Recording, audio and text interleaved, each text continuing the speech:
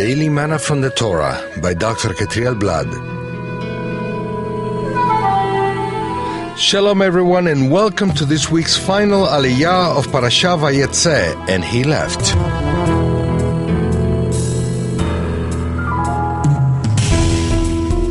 This final aliyah is in Genesis 31 verse 43 to chapter 32 verse 2. Today's reading will take place on the 53rd verse of chapter 31. So Jacob swore by the fear of his father Isaac. Why did Yaakov swear by the fear of his father Yitzhak? The oath between Lavan and Yaakov was meant to create a halt in violence in case any one of them would have the intention of making war against the other. As a sign of that covenant, they gathered a heap of stones. The Torah mentions that Yaakov swore by the fear of his father Yitzhak. Why is this mentioned in relation to the covenant?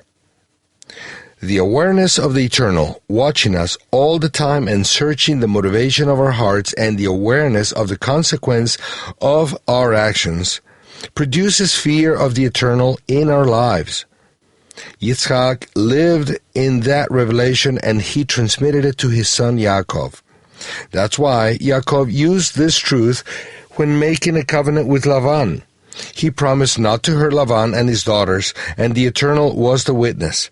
This was enough because Yaakov had learned to fear the Eternal from his father.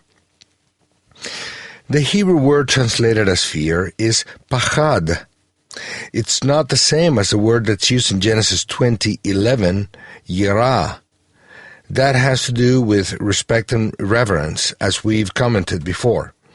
The word pachad is related with being frightened suddenly by an alarm, for example. Therefore, the translation could be that Yaakov swore by the fright of Yitzhak.